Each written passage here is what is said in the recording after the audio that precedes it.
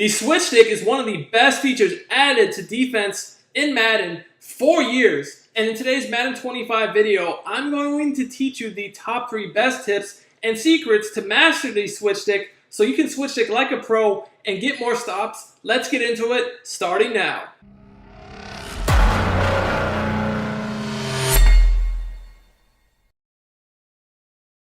YouTube, what is up? It is your boy Duke, back here from sportsgamers.com.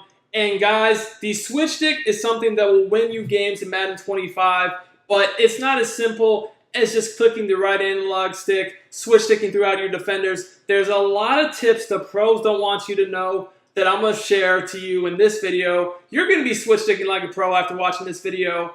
You're probably wondering when you see the pros play, like, how are they switching back and forth through these players so fast? How do they always seem to be getting the right player? How is their coverage so locked down? Well, you're about to find out.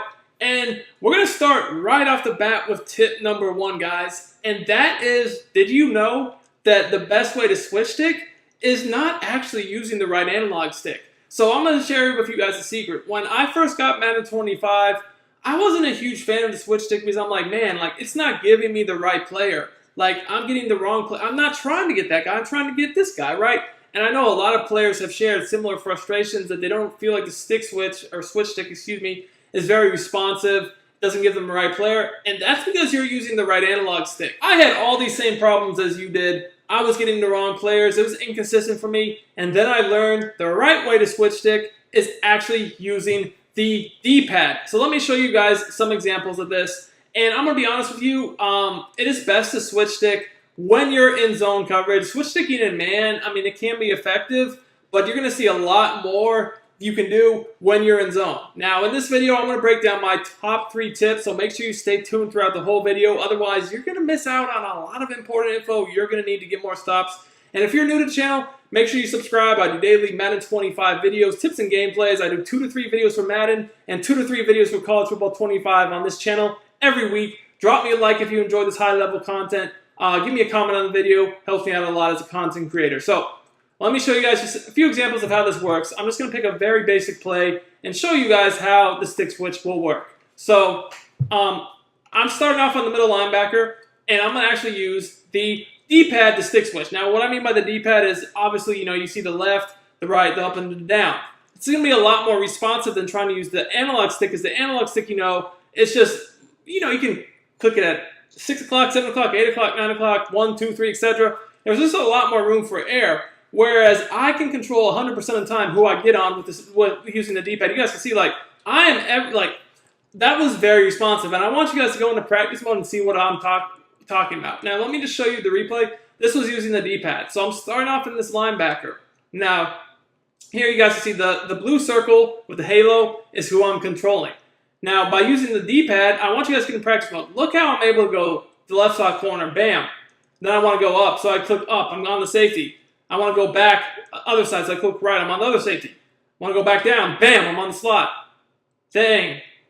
Then I'm back in the middle. See, I was able to stick switch throughout that play a good 5-ish times within a matter of seconds, and I got the right player every single time. Whereas if you try to use the analog stick, I'm going to show you guys the difference with the analog stick, so I'm going to get back in the same defense. The analog stick, you can still stick switch, instantly. The problem is, it will give you the wrong player a reasonable amount of the time.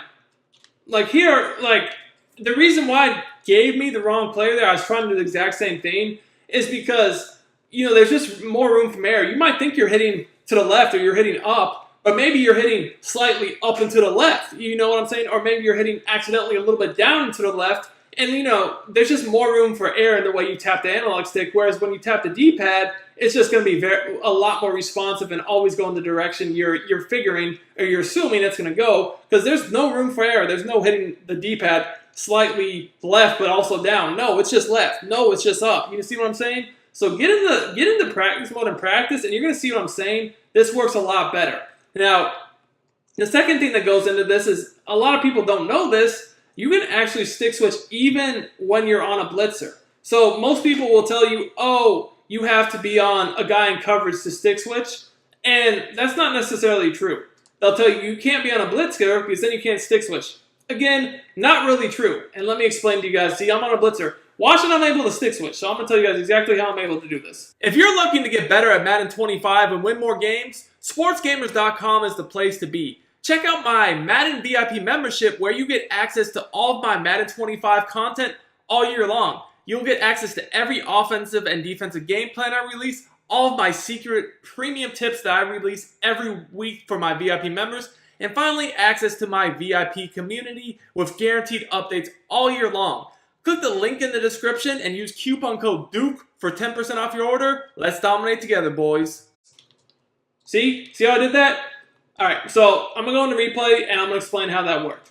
So basically, guys, if you're on a blitzer, you can still stick switch. The way you do this, though, is when you initially want to stick switch, as I did right there, you have to hold down. If you're on PlayStation, it's circle. If you're on Xbox, it's B. You have to hold down either circle or B and then hit the direction you want to stick switch at the same time you're holding on circle or B for it to let you stick switch off a blitzer, as I did here. That's the secret. Now, this is not necessarily ideal because if you're on a blitzer and you stick switch, then your guy's just going to blitz. But what this does is it can be effective because a lot of blitzes, maybe you want to have your user on a blitz angle to kind of like engage for a split second and make your blitz come in.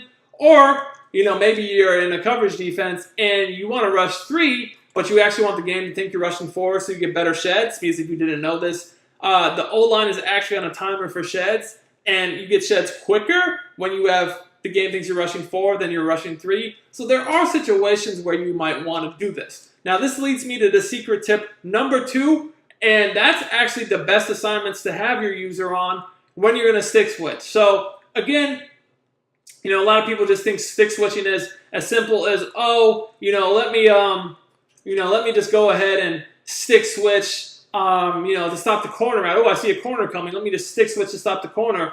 Or, oh, I see a post or a bomb. Let me stick switch to stop the post bomb. Like, obviously, yes, the stick switch can be used in those methods, but it's not that easy. You know what I'm saying? You might be able to stick switch a average player that way, but against good players, that's not going to cut it. And what do I mean? Well, it's simple, guys. Like if you see a bomb or a corner out coming and you don't have it covered, well then obviously stick switch over there and make the play. Like right here, I have a hard flat, a deep zone. Like if the offense was to run a corner, I could be in trouble. So yes, I can stick switch over there and stop it. However, now triangle, he's wide open. You know what I'm saying? He was wide open underneath. So a good player is going to see oh yeah, he stick switch. He took away the corner route. But now my underneath route is wide open. So this is where the advanced tactics of what to put your user in actually make a huge difference. When you're playing good players, they're not going to chuck the corner out right to your stick switch. They're going to throw this underneath route and you're going to get popped. So what can we do about this? Well, it all comes down to, again, the best assignments to put your user in. So if I'm running a defense like this or any sort of defense where, I'm anticipating a stick switch, you also got to think about what the assignment of your user is. And what I mean by this is, again, the same thing that just happened to me. So let's say they're running the same play. I saw that they had a corner streak, but then they had a route over the middle that was able to hurt me. How can I defend this? Well, again, it all comes back to the user. So if I'm going to worry about stick switching, I also have to think about what to put my user on. So if the middle of the field would be vulnerable, if I was to stick switch to guard the sideline, I need to do something about that. So one of the best things you can do is man up your user to the guy that you anticipate coming over the middle. So in that last play, they had the triangle guy, the slot, coming over the middle. So what I'm going to do is I'm going to man up my user to the slot. That way, if I run the same exact defense and they run this play that just beat me, okay, I can stick switch to the flat. But now look, now that guy's manned up, and granted, he did get fried later in the play, but by that time they were getting sacked anyways. But now you guys can see here, when I stick switch to go take away that corner route, he is running to guard that guy right there that's coming back over the middle of the field. And like I said, yes, did he get open? But as he, probably a second or two later, at this point he is open, but you're already sacked. So simply manning yourself up to whoever is beating you over the middle of the field is definitely a very good play, because that way you can stick switch to guard the sidelines and still have the middle guarded well enough. Now, if they don't run the play that you're expecting them to, Obviously, you don't have to even stick switch to begin with to guard the sidelines, but that's just another good thing you can do to slow down these offenses. Now, another thing I like to do when I'm stick switching sometimes is put myself on a spy. Now, this might sound a little crazy, but if you stick switch off a spy, you got to think about it. What do a lot of people do if the play breaks down and they can't find anything open? Well, they scramble with the quarterback, or they step up and just try to hit a quick route over the middle, maybe a dump off. Well, a spy, he's going to stop the scramble, but also in coverage, he's going to stand right about here. He's going to take away those quick little drags, quick little BS routes over the middle. So that's yet another thing I like to do a decent amount. If I'm expecting that, is bam, I'll just, now you can't scramble. And look, yeah, again, the guys got open later in the play, but look, when I switched off the spy to safety, look, now the spy, he's just sitting there. He's just sitting there. You can't really throw these two routes, and then you can't scramble either. Now, yes, at this point, you could have thrown them, sure, but you're getting shedded and sacked by that point, and you're hoping, what you're hoping for is that they come off the read because they see that the guy's sitting in the middle, and then they just assume he's not going to be open, and by the time he is open, they've already looked away and they're about to get sacked. So, obviously, again, if someone's playing perfect, you will give up plays here and there, but, these little tricks will definitely make your stick switch better, which leads me to the last thing I want to break down in this video, which is a little secret as far as controllers go, man. So, this is something that not a lot of people talk about, but if you're playing this game at a high level, this is definitely something you could consider. Now, you're going to have a special controller to do this, and I hesitate to even say this, but if you have one of the controllers that has paddles, that has assignable buttons, you can actually assign your stick switch to the paddles. Now, I might get some flack for even bringing this up because this is definitely going to give you a huge advantage. If you play shooting games, you know that these types of controllers give a huge advantage.